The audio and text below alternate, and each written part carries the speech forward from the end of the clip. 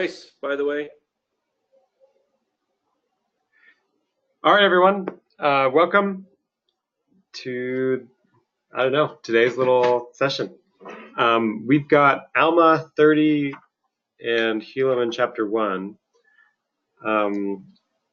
And at first I was thinking, man, there's not going to be very much to talk about. And then once I started going into it, I realized there'd be a fair amount of stuff. So it starts off in Alma 30 in the commencement of the 36th year of the reign of the judges. It looks like Shiblon took possession of the sacred things which had been delivered unto Helaman by Alma. And he was a just man and did walk uprightly before God, and he did observe to do good continually, to keep the commandments of the Lord his God, and also did his brother. So that's cool. Right, looks like, I don't know if, his brother being Helaman, maybe? I don't know. Helaman died, so, that's right, yeah, so Helaman has died, so Shiblon takes over the records, and then Corianton, the brother that we, went after the harlot, is also, that's the only brother left, I think. And he also did good continually to keep the commandments of the Lord his God. We had a discussion with Jonathan, who came over to our house this weekend, about what does it mean to do good, or what does it mean to do righteous, what does it mean to be righteous, and we didn't come up with a great answer, because it seems like it's turtles all the way down, but this phrase kind of stuck out at me, that to do good continually means to keep the commandments of the Lord.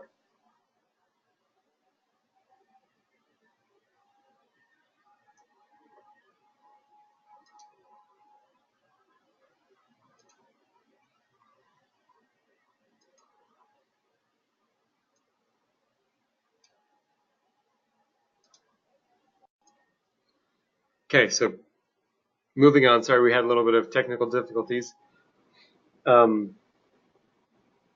So we were talking about Corianton and how he did good as well, which is cool, right? Alma, it appears like, did not lose any of his sons, at least none of the sons that we know about, and that's pretty cool.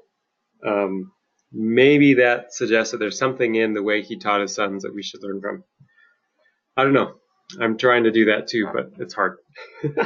Okay, so moving on, this phrase, he did observe to do good continually, to keep the commandments of the Lord his God, is a really fascinating phrase, because there's a debate, and Jonathan Thatcher was over, and we were talking about what does it mean to be righteous or to do righteousness, and it was hard to pin it down. But this phrase kind of seems like it answers it, at least in part, that he did observe to do good continually, to keep the commandments of the Lord his God. So at least for me, for us, if we are keeping the commandments of God, we are doing good. And that's got a new context for me now, because I'm thinking more of his direct commandments to me, not just those passed along through other people, that I'm connected to God through the Spirit and can follow his commandments. Yeah, funny how different we look at these things now, right? Because it's harder now, because I have to find the commandments of God. I have to make space in my life to find out what God wants me to know and what God wants me to do. It was easier before, when I already knew what to do and I just kind of followed the program. At least it felt easier at the time. Yep. So it's not so easy now. Yeah. Anyway, so that we move on, and there's a couple things. Moroni dies also, which is pretty interesting. He wasn't that old. And then in the next year, 5,400 men with their wives and their children. So, 12,000 people, 14,000 people, departed out of the Zarahemla into the land which was northward. So they left the land, and they went north. And there was this guy Haggoth, he being an exceeding curious man, therefore he went forth and built him an exceedingly large ship on the borders of the land bountiful, by the land desolation, and launched it forth into the west sea, by the narrow neck which led into the land northward. And behold, there were many of the Nephites who did enter therein, and did sail forth with much provisions. And thus ended the 37th year. And in the 38th year, this man built other ships, and the first ship did also return. Many more people did enter into it, and they took much provisions and set out again into the land northward. And it came to pass that they were never heard of more. That's it. Which is crazy. I don't know. It's just I don't know what the purpose of this paragraph is. Is it to tell us that there are Lamanites and Nephites, or Nephite people of the Lehi covenant everywhere, that they maybe spread all throughout North and South America? I don't really know what this is supposed to mean, and I also don't know what the West Sea means, because I always kind of thought they were in the heartlands and that these referred to the lakes, the Great Lakes, and I don't know. That doesn't seem to fit into that view, so I don't really know what this means. Any thoughts? Yeah, I was just thinking through the same thing, because the old structure was that it was down in Central America, and that I can't remember if it's Harold B. Lee. For some reason that sticks in my brain that he said that was the Polynesians were descendants of these guys, but I don't think that was actually him that said that. But yeah, that's one paradigm. The other paradigm is it's up in the Great Lakes area, but what does that mean? Are they just up in Canada somewhere? How far west and north can you go? Right. I'm sorry, at a recent little conference, I don't remember where it was in northern Utah, that was recorded and put on the Restoration Archives, a speaker addressed this, saying that he thinks that perhaps this narrow neck of land and waterways might have been the St. Lawrence waterway that goes up through Canada and then dumps out into the Atlantic Ocean. And then that expands the possibility of where these people may have gone. And this individual suggested that maybe some of these people might have ended up in what we currently identify as Europe. And if that's true, then some of Lehi's seed may have possibly populated part of Europe. And so all of those European descent may actually have some of Lehi's seed in them. Anyway, I thought that was an interesting way to look at it as well. Yeah, and I guess to the original question, though, is why is it in there? And maybe it was just that reason, is no matter where they're at, it's the fact that Lehi's seed are not just there, maybe they're somewhere else. Yeah. Yeah, that's a really good point. I mean, it's kind of like the modern northern 10 tribes, where they went for, we never heard of, they were never heard of more. And, another ship went forth, and whether she did go, we don't even know. So it seems like a lot of people left in those couple of years. Maybe they just all got tired of the wars. I don't know. But it's kind of interesting. Yeah, that's the other thing, is why. Why did they leave? What was so appealing about going somewhere else? Yeah. What's interesting, so Shiblon, in the 39th year, so just a couple years after Helaman dies, Shiblon dies also. Corianton had gone forth to land northward in a ship to carry forth provisions unto those people who had gone forth into that land.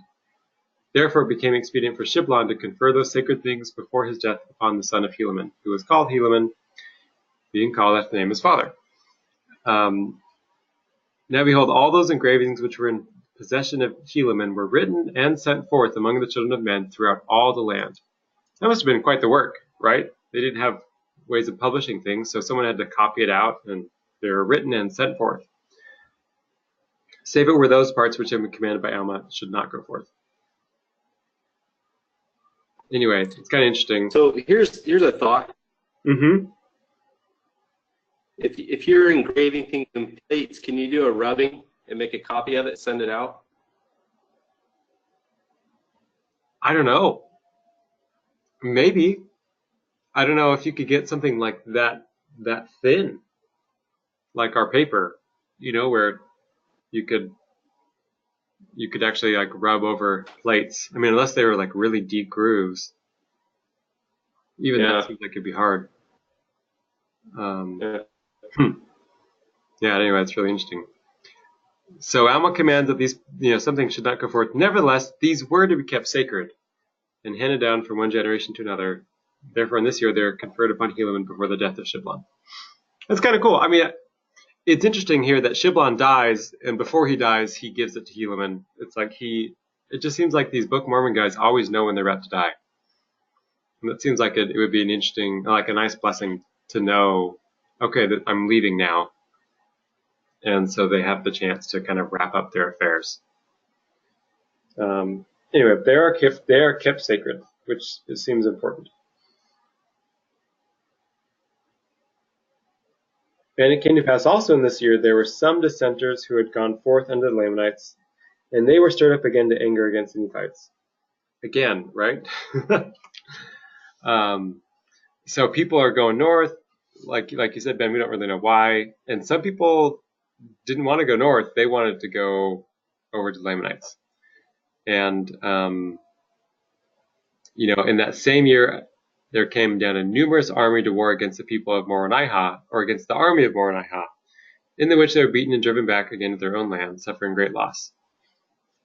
And so thus ends the 39th year of the reign of judges of the people of Nephi. And thus ends the record of Alma, Helaman, and Shiblon. Which is interesting, right? It's funny that Mormon doesn't break it up. They're all it's all in the same book. But there are really 3 different records here. And, at least Mormon, when he's compiling it, I would imagine that Alma has his own, Helaman has his own, and Shiblon has his own. And, maybe the pattern repeated itself so often that Mormon just wanted to give a brief summary. But it's kind of interesting to see what happened. Okay, before we go on, anything else in that chapter that stuck out at you?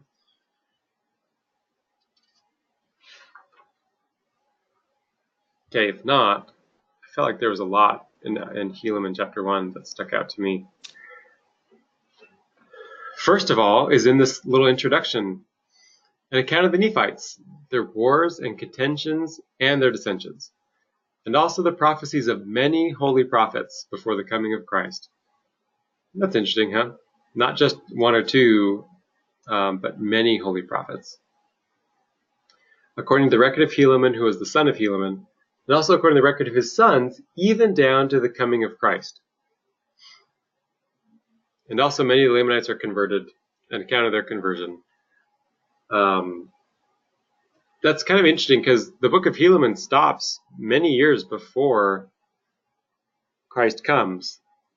And so, to me, I guess what this is saying is that Mormon is compiling into one book of, quote-unquote, book of Helaman, the records kept by Helaman and his sons, down until the Nephi that lives through Christ starts.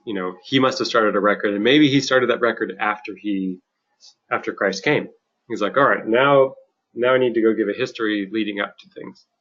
I don't know. It's kind of interesting. It's an interesting thing that dawned on me now too. There's a transition kind of from the kingly line over to Alma and his posterity. It's interesting, you've got Alma Sr. and Alma Jr. that both have a very similar conversion, or powerful conversions from wickedness to righteousness. And then you've got several generations after them where they've got a righteous heir to step in and qualify as a prophet. That's kind of unheard of, to go 5, 6 generations like that.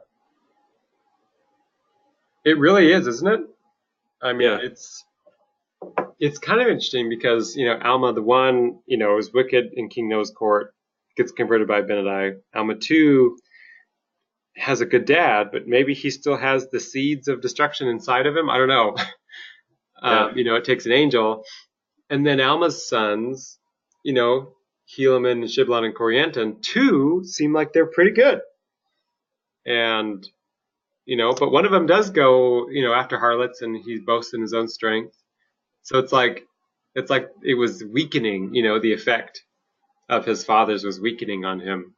But even then, he repented. He listened to his dad. He listened to a messenger, and at the end, he died righteous. So it's kind of cool. I wish it was always like that, but I guess it's not. So there's Nope, nothing for me. Okay. So Pahoran dies and goes and gone the way all the earth. Therefore, there began to be a serious contention concerning who should have the judgment seat among the brethren who were the sons of Pahoran. That's kind of interesting, right? That whereas in the priestly line, it was all very well organized, in this other line, this judge line, it wasn't. And so he dies, and now everyone's wondering, who should be the chief judge. And there were lots of sons of Pahoran, apparently, but there's only 3 that contended for the judgment seat. Pahoran, Payanki, and Pakumanai. I don't know if that's how you say those names, but so they caused 3 divisions among the people. Nevertheless, it came to pass that Pahoran was appointed by the voice of the people to be chief judge and a governor over the people of Nephi. And it came to pass that Pakumanai, when he saw he could not obtain the judgment seat, did unite with the voice of the people. But behold, Payanki, and that part of people that were desirous that he should be their governor, was exceeding wroth. Therefore he was about to flatter away those people to rise up in rebellion against their brethren. And it came to pass that as he was about to do this, behold, he was taken and was tried according to the voice of the people and condemned unto death. For he had raised up in rebellion and sought to destroy the liberty of his people, or of the people. So isn't that fascinating to you? That strikes me a lot. That he didn't even do it, right? He was about to do it. Well, right. But the conspiracy had already been formed and was documented, apparently. Yeah, Mormon clearly knew that something was up. Yeah. It's interesting because according to Jewish law, he should have had to commit the crime in order to be punishable by the law. Like you couldn't punish something for a man was about to do. And so I don't know if they're hasty or if they were, how they made this decision. And, again, who is the voice of the people? Is this the judge, or did they all have a vote? How do they make that decision? How did they decide, all right, let's murder this guy, or, let's kill him? Was it, how was that decision made? I don't know, there's lots of questions that come to mind. Well, yeah, but the one line says he had raised up in rebellion and sought to destroy liberty of the people. So maybe the fact that it didn't actually happen, but the act of rebellion and organizing to do so was what the crime was. Yeah, maybe. It also seems, I'm sorry. It also seems that the previous history that we have about all these wars and contentions, how many of them were spawned because someone in the Nephite community rose up and was rebellious. Maybe all of that history comes into play here as well, so that as soon as this rebellion is identified, it's put down quickly so it doesn't result in another war with the Lamanites. Yeah. Right, like they learned their lesson from Malachi and the other stories, it seems like. So here's a side question for you. I just finally noticed this, and Jeff, you could probably answer this pretty well. I noticed that Pahoran and Kishkumen in there are spelled a little differently than I remember. Was this a correction in these? Yeah. So it you'd have to go back and read, I don't know, some of that, Royal Skousen's work. I think. Uh-huh.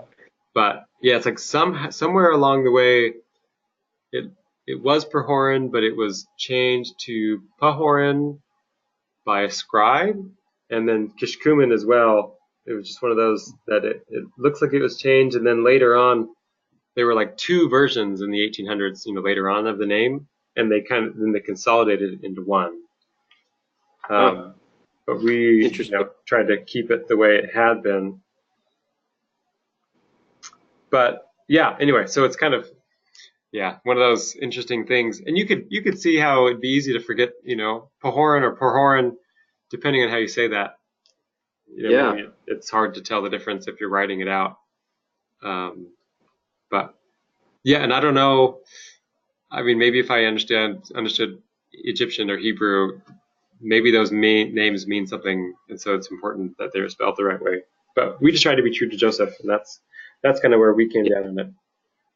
Makes sense to me. Yeah. So what's interesting about this is the people, now when these people who were desirous that he should be their governor saw that he was condemned to death, therefore they were angry. And behold, they sent forth one Kishkumen even to the judgment seat of Pahoran, and murdered Pahoran as he sat upon the judgment seat. So it's interesting here because in the past you could kind of blame it all on Amalickiah or his brother, like you could kind of blame it on certain people. And same thing, you could like blame the righteousness on Moroni or on Alma or Helaman. But here it's like they're taking more agency to themselves. And again, this is in the 40th year of the reign of the judges. So, they went for I don't know how long underneath the king, and they had 40 years underneath the judges, maybe gaining agency, I don't know, like learning to act on their own. And in this 40th year, they they kind of showed what kind of people they were, because Pankey was killed, and these people, rather than go along with the voice of the people, decide to do something else. I find that's fascinating to me. And this is what they did, right? So Kishkumen went unto those that sent him, and they all entered into a covenant, yea, swearing by their everlasting Maker that they would tell no man that Kishkumen had murdered Pahoran. Anyone else find something find irony in that phrase?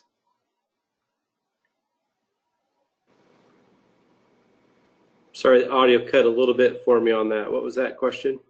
Oh, it seems so ironic to me that these people they were entering into a blood covenant, right? And they swore by God, by their everlasting Maker, that they would tell no man that Kishkumen had murdered Pahoran. So, it makes you wonder, I imagine that they must have felt really justified in what they did. Maybe, I don't know what the story is, but it's really interesting how that works. What's the source of their covenant, right? You might have another angel that's appearing and giving them the secret keys and all this to do this, and telling them it's from God. That could be the case too. Exactly. Yeah. No, I think you're right on, and I think it's this question of how do you know you're not being deceived is super rough. I think it should scare us more than we allow it to. Yeah, I agree. So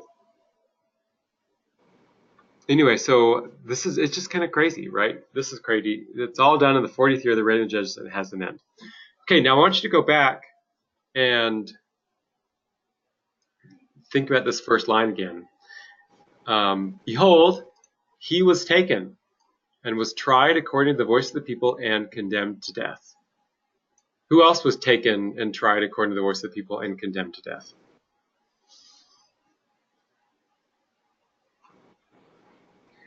Oh, Jesus. Yeah. Yeah. Isn't that interesting? It's interesting. Yeah, it is. And what was the story they told? They said that he had raised up in rebellion and sought to destroy the liberty of the people. I mean, that was kind of, this guy pretended to be king of the Jews. That was the story that was told. Isn't that fascinating? Mm-hmm. So that's interesting. And it's interesting that, I mean, again, if these people are living according to the law of Moses, this eye for an eye, tooth for a tooth thing, maybe to them, Pahoran was really hasty in killing Payanki. Maybe for Mormon or other people, or Pahoran, maybe they knew that what Payanki was going to do would lead to, to war, just like with Amalickiah.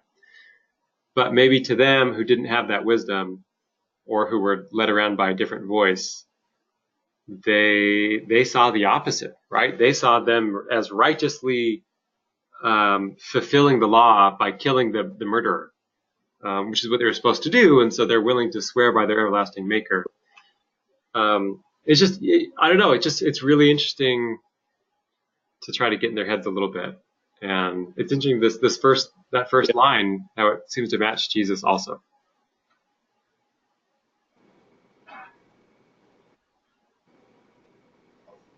Anyway. Yeah. So that's.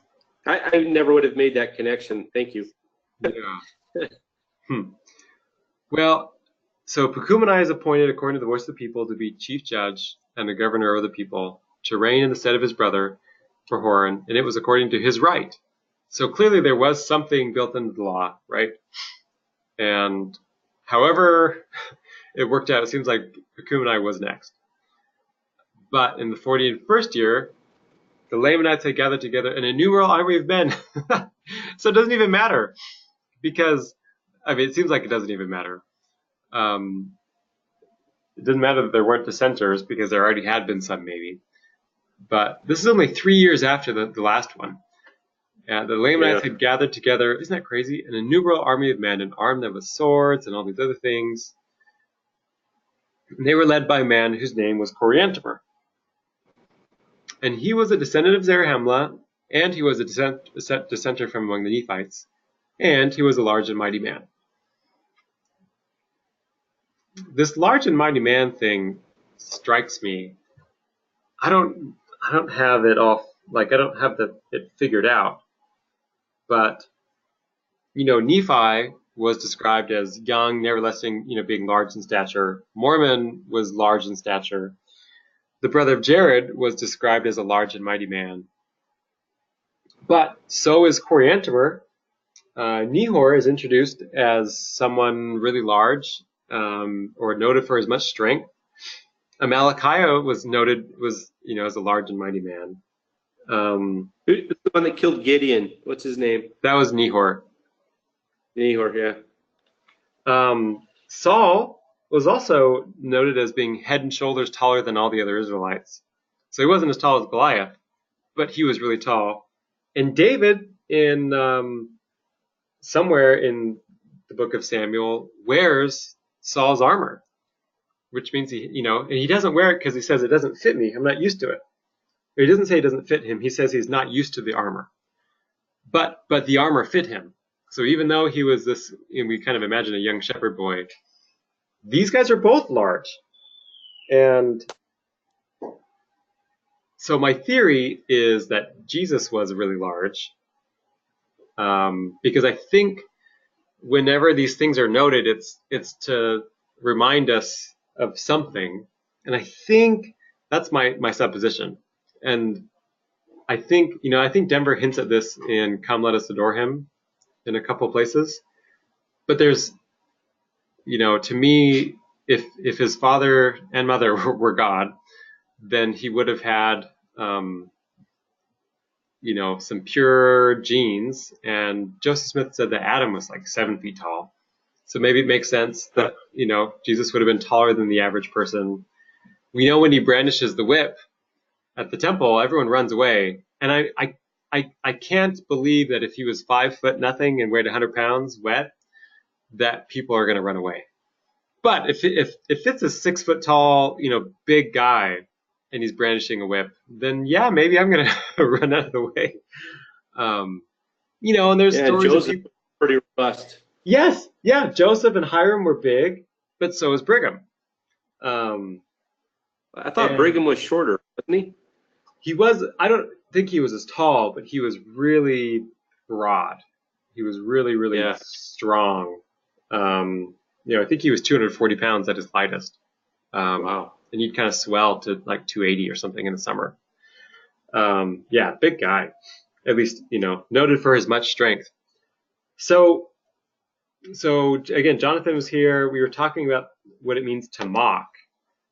And in the scriptures, I guess in Hebrew, to mock can also, it's not just like to make fun of, but it can also mean to imitate. And so, I don't know, maybe you can see where I'm going. It's just kind of interesting that you have, on the one hand, really righteous guys who are large, noted for their much strength.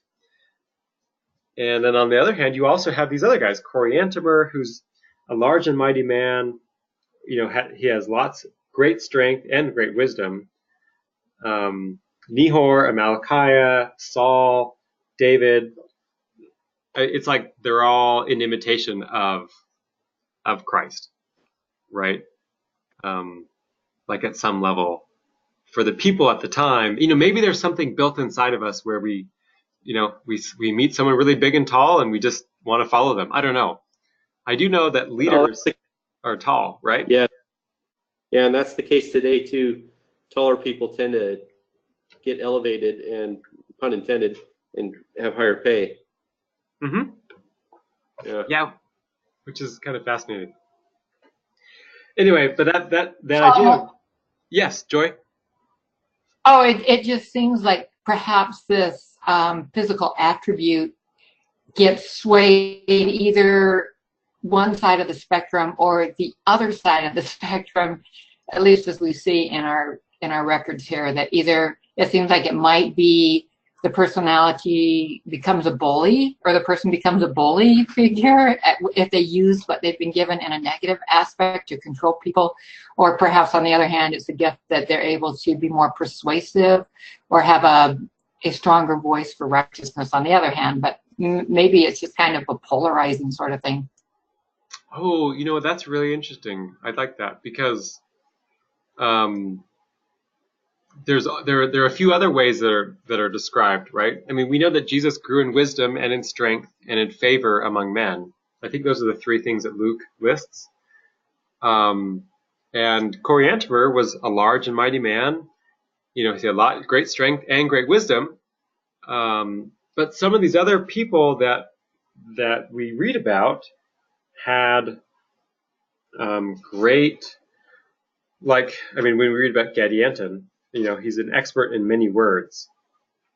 And so it's just kind of interesting that we see some of these traits popping up among the really good or really bad, and maybe, like you say, Joy, they're gifts, and it's ours to do what we will with them. And so we can choose to use it for good or use it for evil, depending on whether we want power and authority among men or if we want to serve our neighbor.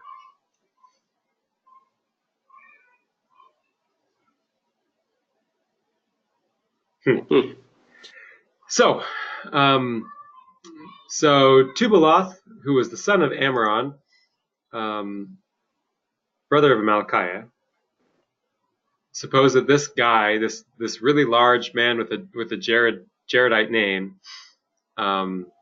could stand against the Nephites. So he sent him forth.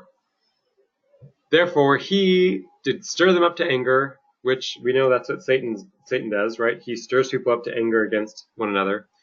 And he gathered together his armies, and this is Tubaloth, I guess, gathered together his armies, and he appointed Coriantumr to be their leader, and told them, hey, go fight against the Nephites. And it came to pass that because of so much contention and so much difficulty in the government, they had not kept sufficient guards in the land of Zarahemla. For they had supposed the Lamanites durst not come into the heart of their lands and attack that great city, Zarahemla. Interesting. I don't know. I don't know. Anyway, So that's, I don't know, some of these parts that are here, I don't know why they're here, right? Because then we learn all about the war, and they run in, and Coriantumr cuts down the watch, and anyone that opposed them were slain. And Pacumeni runs, he flees to the walls of the city, and Coriantumr did smite him against the wall, insomuch that he died. I mean, this is like Hollywood-esque, right? I mean, it's like this Coriantumr is a man who is overcome with anger or something, right? It's not like he stabbed the guy. He straight out killed him, threw him against the wall, which is really intense. Anyway, and that's the end of the days of Pacumeni. Bad news. Kind of nasty. Now, Coriantumr saw that he was in possession of the city of Zarahemla, and that they had fled before him. The Nephites had fled before him and were slain and were taken and cast into prison, and that he had obtained possession of the strongest hold in all the land. So he sees these signs, and his heart took courage, insomuch that he was about to go forth against all the land. For some reason, his heart takes courage is, it's like pride. This guy was prideful. But it kind of came into my mind that due to the signs that he had seen, he felt like he had lots of strength, and he could fight all the land. It didn't matter. He could do whatever he wanted. And this reminds me of that quote from the Lord and from Joseph that only, an adulterous generation seeketh after signs. It just seemed like, he didn't have faith. He had to wait to have a sign, and then he had faith that he could do all these things. But anyway. And so he marches against them. He's determined to cut his way through to Bountiful. And Moronihah has some assumptions that don't work out. And he tries to, keep him from going there. Moroni he put all his big armies on the outside, right? He thought that would scare them away.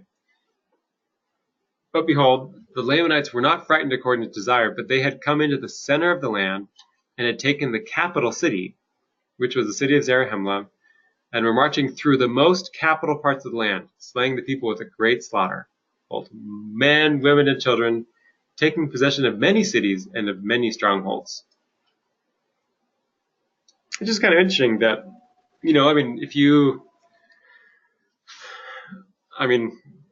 the capital city is where you have your big money. That's where the money pots are. That's where you tend to have the art. That's where you tend to have the biggest churches.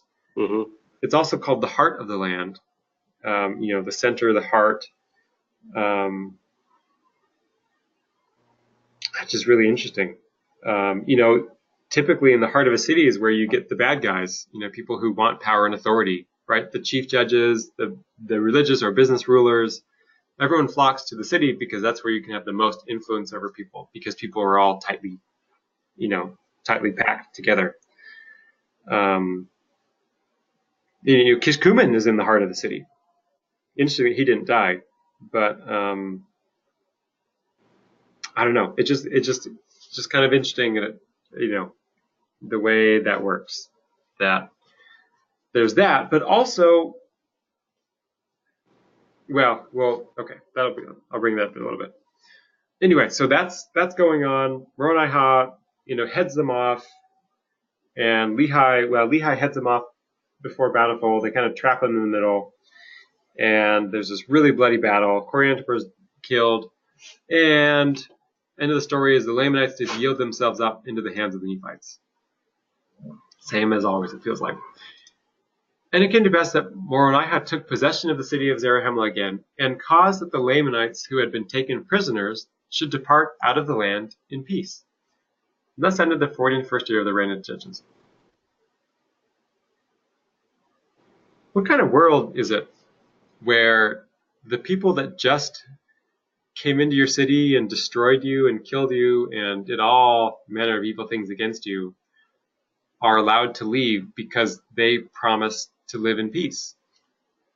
Like, they had nothing but their word, and that was it. Yeah. Wow. Yeah, I have a really hard time with that personally. I shouldn't. I should have a lot more trust in people giving their word to do something. But my experience growing up has not been good with that, and it's not necessarily within my family, but just society in general around me is not very good at keeping their word to do things. I've been told even Americans have a bit of a reputation for making commitments without thinking things through, culturally.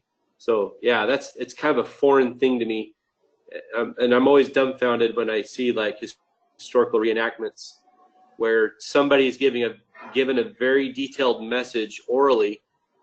They hear it once and remember it and go and tell somebody else what it is later. I can't fathom that.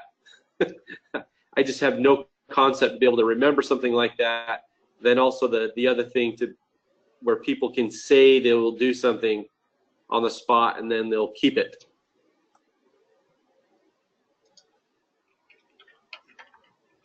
Yeah, it really, I mean, we kind of make fun of the Nephites and Lamanites, for being not as righteous as us or not having the higher law.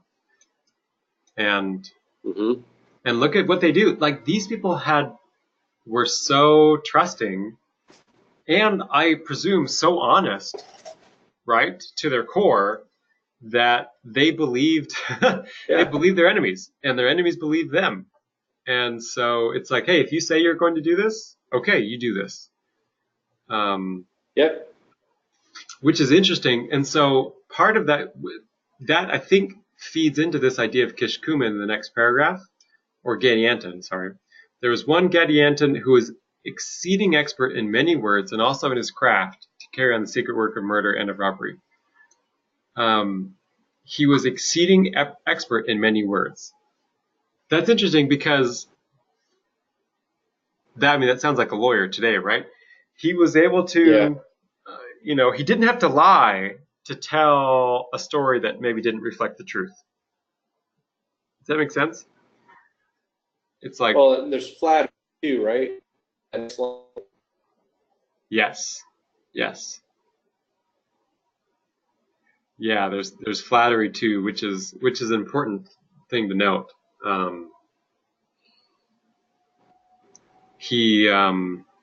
If an angel ever comes to you and says, "Oh, Ben the wise and magnificent," in the last life you were like David, man, you did all these cool things. I mean, if an angel came up to you and started praising you that way, or at least came to me, that would be a pretty good sign from the Book of Mormon that this guy's probably not a true messenger. Yeah, I would know full of it. Right, exactly. But it's funny, when I get in an argument with someone, immediately that voice speaks to me, right? The flattering voice. Well, of course you're right. Of course this person's wrong. Yes. Again, talking about deception and how not to be deceived. This is why we read the Book of Mormon all the time, I guess. Exactly. To remind ourselves, oh, okay, if you're a flatterer, if I'm being flattered, that's a bad sign. So the prisoners departed land in peace, and before we get to Kishkumen again, it says there was no one to fill the judgment seat. Kind of interesting that they had to fill it, right? The way their culture was, it's like, well, we need a judge. We need a chief judge. Like, there can't not be a chief judge, which is a form of iniquity, right? That's a form of inequity, or they were not equal among themselves. And if people are not equal, if there's iniquity or inequity going on, then what does it lead to? It seems like it inevitably leads to the next phrase. Therefore, there began to be a contention again among the people concerning who should fill the judgment seat. It's just kind of the way it goes, right? If you have chief judges and non-judges, then there are some that will want to be judges. You have lower judges and chief, and people will want to be the chief. They'll want to get power and authority. Right? And we can, we find a little bit of support for that idea here. Right? This band of people that were flattered by Gadianton and Kishkumen, that if they would place Kishkumen in the judgment seat, he would grant unto those who belong to his band that they should be placed in power and authority among the people. So again, we see that that's kind of the way it works. At least that's the thing that struck me big time, was these people all wanted power and authority, so maybe they were willing to take the flattery and the expert words. And again, it was also kind of set up by the fact that they weren't equal. They weren't equal among themselves. Yeah. So, personal story, really quick. I was at an academic conference last week in Chicago, and many of my there's a lot of academics who are LDS, so there's kind of a special one on Sunday night. There's always like a special ice cream social for Mormons, and other people are invited too, but it's 85% Mormon guys. And I was confronted by a few of them there about my path. They're like, okay, so who's this Denver Snuffer guy and why do you follow him? And we didn't have a chance to really have a great discussion or do anything. But one of them in a follow-up conversation, we talked about Zion, and I said, Zion is everyone equal, and that means that you don't have unequal people. And are we closer or further away to that from when we started with Joseph? It's like, well, in the beginning, bishops were voted in and stake presidents were voted. A group of people could vote to be a ward. You could vote on your stake conference, your stake leaders. Wards were a lot more equal. I mean, almost everyone was a farmer. So they're, a farmer, or maybe you were a laborer of some kind. You didn't have the very, very exceedingly rich and the very, very poor. It just seems like we've gotten so much further away from where we were in terms of equality among people. And so I kind of just said something like that. I think I said it better than I did now. But he was like, you're right. We are further away from Zion than we were before. And I thought that was interesting and sad. But Yeah, and then what, right? If you acknowledge that, then what? Do you have to do something about it, or do you leave that knowledge alone and let it condemn you? Which I've done many times in the past. Just like, yeah, you're right, but I'm stuck in the system, so I'm going to stay here. Right.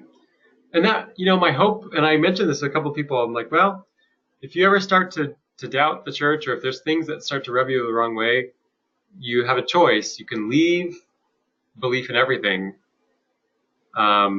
You can stay or believe, believe everything or believe nothing. That's kind of been the dichotomy that's presented to you. But there's another way. There's a way to believe in the restoration without having to deal with a lot of the junk that we tend to associate with Mormonism. So I had some really good discussions with a couple of people about polygamy, and they were all like, one of them was like, I really hope you're right, because I hate polygamy and I think it's a joke. And I'm like, yeah, me too. Yeah. So anyway, doing our little part, right? Yeah, exactly. So again, so Kishkumen, Gad Yanton, these guys are, big deal.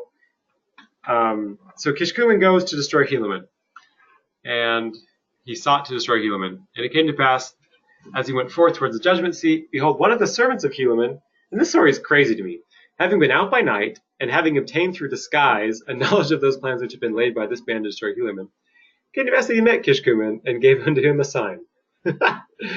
Therefore Kishkumen made known unto him the object of his desire, desiring he would conduct him to the judgment seat, that he might murder Helaman.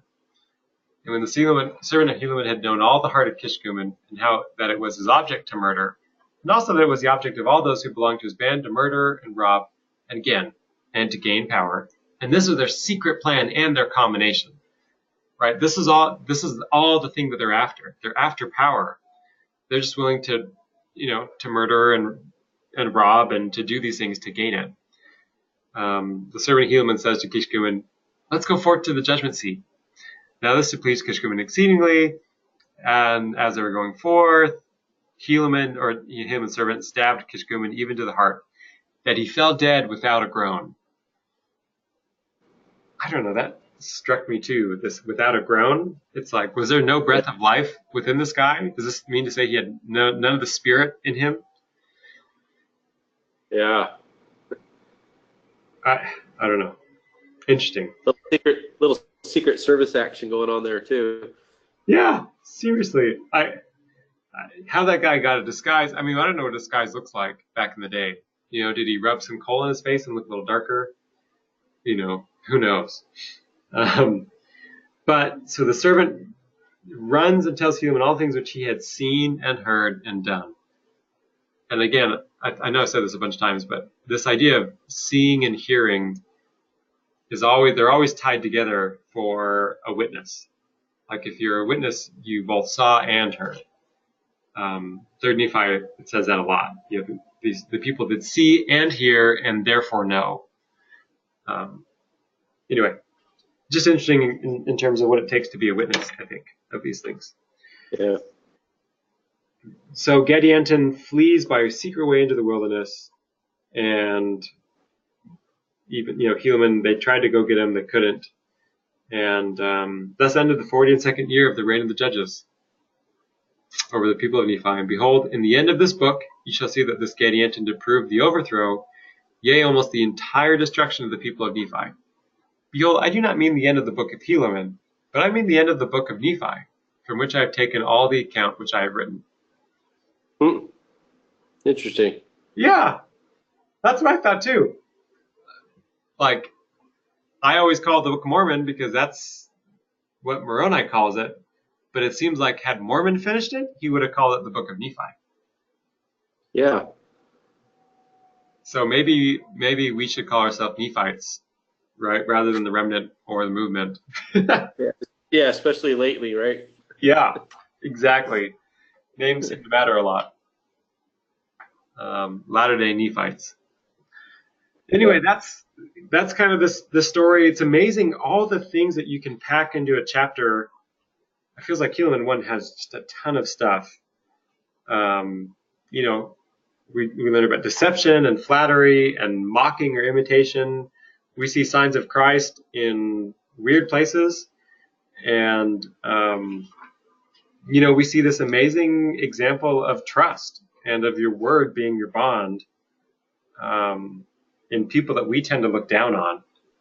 And, it reminds me a lot of Uriah Hittite, the soldier in King David's army. Yep. This Bathsheba's husband, and he's given the letter to read out loud to his battle commander by David. And so he reads it, or, the guy reads it, and he might have told it, David might have told it to him, or he has the letter. Anyway, it was practiced that the person would read it in front of the person. And so he would have known that he was sent off to die, and yet he still went. And I think we have lost something somewhere along the line between Babylon and Assyria and Greece and Rome and England and the United States, all the empires of the world.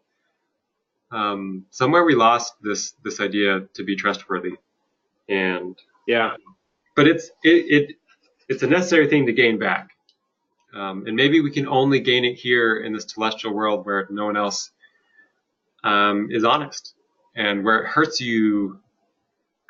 It can hurt, like it hurts you from a business standpoint to be fully honest. It hurts you in a lot of ways because most people aren't and they don't expect it. So it does. It reminds me of the parable Christ told, I guess, where the one son says he'll do something and doesn't. The other son says, I won't do it, but ends up doing it, right? Maybe that's the remedy right now. If you have trouble keeping your word, don't make it in the first place, but just do your best. I don't know. I've always had issues with that culturally. It's just, it's not what we live in. I'm kind of dumbfounded that it is so foreign to me. Yeah, it's just, it's not what you see. Yeah, and my parents were fairly honest, but my mom would lie to lots of little white lies to make people feel better or to do things, and I don't know. We just that was just kind of normal. It wasn't considered wrong. Yeah. So yeah, make people feel good or trust you. That was always what it was about, right? Yes. Yeah, and that's hard to leave behind. Good with your words, apparently. Yeah. Yes. Well, it's cool. I don't know if any of you have heard of Margaret Barker or read any of her stuff. Yeah. Um, but I mean, one of the cool highlights from her work is that the Book of Mormon people left before Babylon, right? They left before this statue of gold and silver and bronze and iron and clay. That's true. These people escaped it all. They didn't leave, because the gospel, like the kingdom without, the stone cut without hands that would roll from the mountain, it's not destroying kingdom, it's destroying the cultural baggage, in my mind, the cultural baggage of those kingdoms. And these guys didn't have that. So in a lot of ways, they really are a model to be looked up to. Especially the whole this honesty. Deuteronomist thing, right? Yep. Yeah, exactly. Yeah. Yep. They avoided that. They avoided a lot of the false religious things. I mean, they made their own mistakes. Clearly, they made mistakes, but in a lot of ways, I think they were superior to us. And, I mean, honesty's got to be up there with one of the big things I know I'm lacking. And so I came away this week with a really, a determination to try to be honest, whatever it took, whatever happens, and that's the goal. Yeah, I'll tell you, Jeff. My biggest challenge is at work, where you get so many demands placed upon you, and you're asked to do things, and you just accept it in the course of business. Like, yeah, okay, yeah. Whereas in reality, there's no way I'm going to be able to accomplish all those things, and it's counterintuitive to actually say no. Let me get back to you. We've been trained that you always say yes to your boss, and you always get things done, or you try to get things done, and somebody will forget that they asked you to do something, and you're okay. Totally, that's totally the case. Yeah, I agree. Well, thanks everyone. This is fun. I'm glad, even though I know there's not a lot of us on the calls, but it's still worth it to me to go through and do these things, because I'm still learning a lot. Yeah, totally. It forces me to read it differently. So, thank you. Yep.